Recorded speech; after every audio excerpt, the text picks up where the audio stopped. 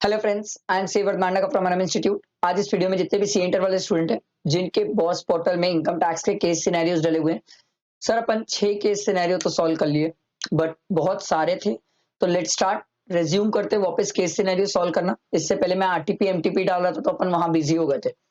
तो case scenario solve करते, फटाफट सिनेरियो सॉल्व करते और डालते सर, बहुत सारे केस सिनेरियोज है। ठीक, चलो टाइम वेस्ट नहीं करते।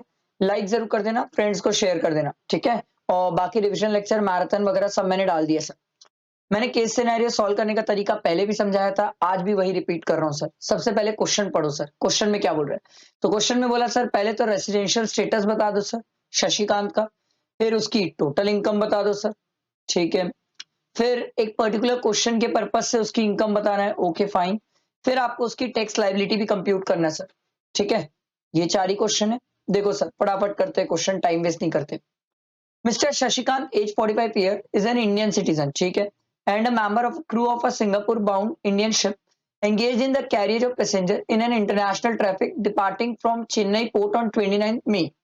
सर 29 को ये शिप जा रही है, ठीक है, और 19 दिसंबर को आ रही है। तो इतने टाइम पीरियड ये इंडिया से बाहर थी। एक बात याद रखना, शिप के केस में जिस दिन शिप जाती है और जिस दिन शिप आती है वो दोनों दिन इंडिया में काउंट नहीं होते हैं, नहीं होते हैं। तो ये मई में जा रही है, मई में होते हैं 31 डेज, तो 29 को ही बाहर लेंगे तो 3 दिन मई के हो गए।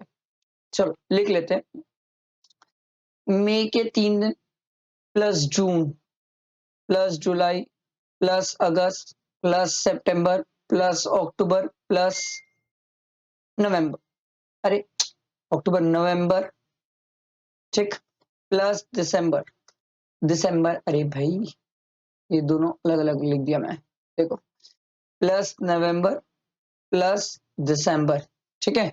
कितने दिन हुए टोटल करते हैं सर, 3 प्लस 30 प्लस, अरे यार 3 plus 30 plus 31 plus 31 plus 30 plus 31 plus 30 plus 90, sir ये हो गए 205 days.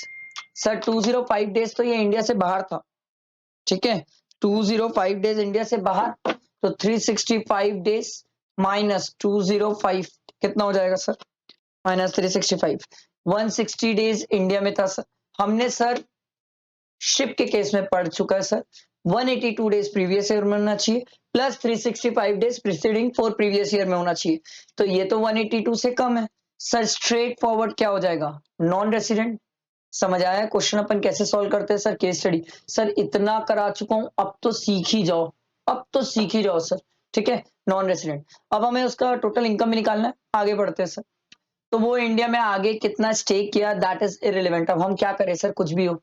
He receives salary of 7,20,000 in his NRE account maintained with SBI Chennai branch. Sir non resident है, नॉन रेसिडेंट का अगर पैसा एनआरई अकाउंट के थ्रू होता है तो सर वो एग्जेम्प्ट होता है, एग्जेम्प्ट, ठीक है। सेक्शन 10 में पढ़ते हैं हम, ये एग्जेम्प्ट होता है। आगे बढ़ते हैं sir. He has also furnished detail of other income earned by him during the previous year 23-24। देखो क्या क्या अदर इनकम है। Dividend declared in the month of April 2023 by X Limited, a Singapore company. The same was received by him in Singapore। Sir non resident है इसलिए ये taxable नहीं होगा, ठीक है। आगे देखते हो, agriculture income from land in Pakistan received in India, मर गए, रिसीव क्यों किया इंडिया में सर, ये इंडिया में रिसीव किया इसलिए ये टैक्सेबल है सर, ठीक है, अदरवाइज नहीं होता। Rent receive from house property in Chennai, gross दिया हुआ सर, तो 3,60,000 है सर, ये टैक्सेबल है सर क्योंकि इंडिया में इनकम एक्रू हुई है, बट इसमें 30% माइनस कर लेना। तो इसकी इनकम कितनी हो जाएगी, 3,60,000, 3,60,000, इसका 30% माइनस किया तो ये आ जाएगा सर 2,52,000 प्लस 2,50,000 जो एग्रीकल्चर इनकम थी।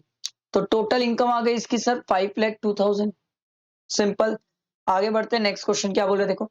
Assume for the purpose of answering this question that Mr. Shashikant has transferred his house property in Chennai to his minor married daughter। Oh my God, ये clubbing ले आया बीच में, और clubbing की बात आई तो एक बात याद रखना, बच्चे का सर सेक्शन 1032 में एग्जेम्पशन है सर 1,500 रुपए की, ठीक। On 1st April 2023 and his wife is a housewife and does not have any income. The minor married daughter received the rent from the house property.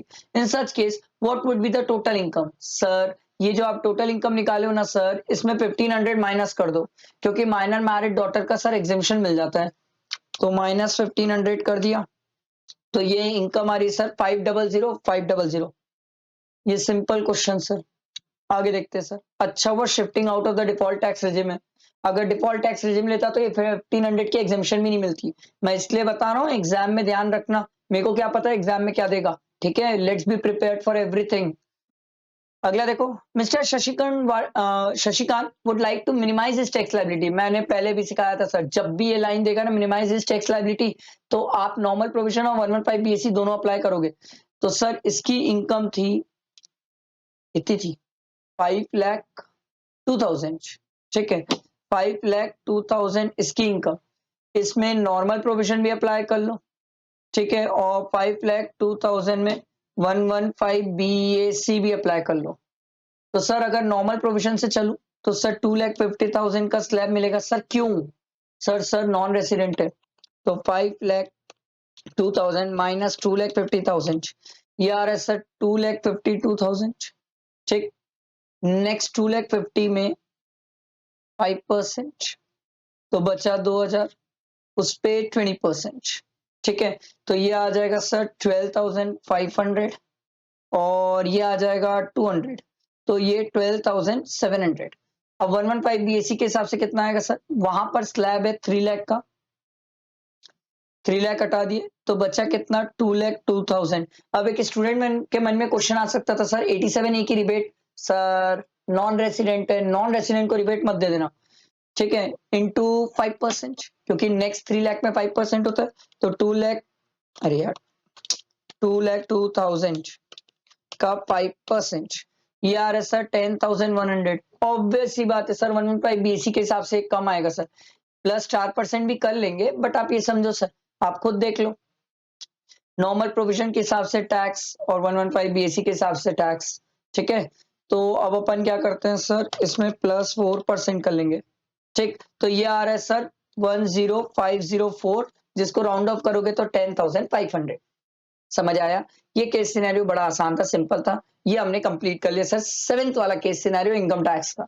I hope समझ आया होगा। Like करना और friends को share करना। ठीक है, चलो थैंक यू।